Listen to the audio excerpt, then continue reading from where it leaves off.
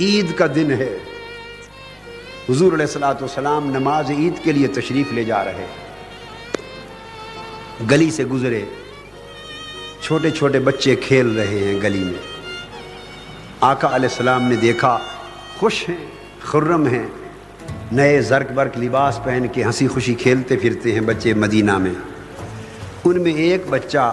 ایک دیوار کے ساتھ تنہا اکیلا کھڑا رو رہا ہے، وہ بچوں کی خوشیوں میں شریک نہیں۔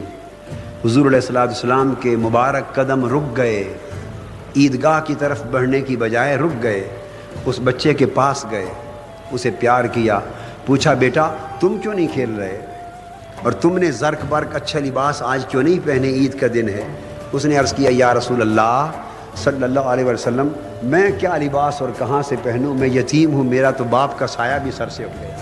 مجھے کوئی لباس پہنانے والا نہیں۔ آقا علیہ السلام بجائے عیدگاہ کی طرف جانے کے اس بچے کو اٹھا کے سینے سے لگا لیا اور واپس مڑ آئے، گھر لائے۔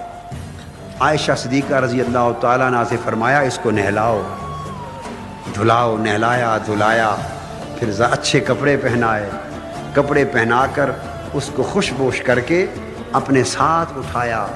ایک طرف حسن اور حسین کی انگلی پکڑی، ایک طرف اس یتیم بچے کی انگلی پکڑائی اور کہا بیٹے کیا تو خوش نہیں کہ فاطمہ تیری باجی ہو اور حسن حسین تیرے بھائی ہو۔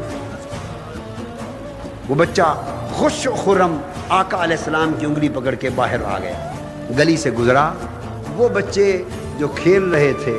انہوں نے اس بچے یتیم بچے کا جب حال دیکھا تو وہ سارے رو پڑے اور رو کے کہنے لگے کاش ہم بھی سب یتیم ہوتے، ہم بھی سب یتیم ہوتے تو آج آقا کا سایہ اس طرح نصیب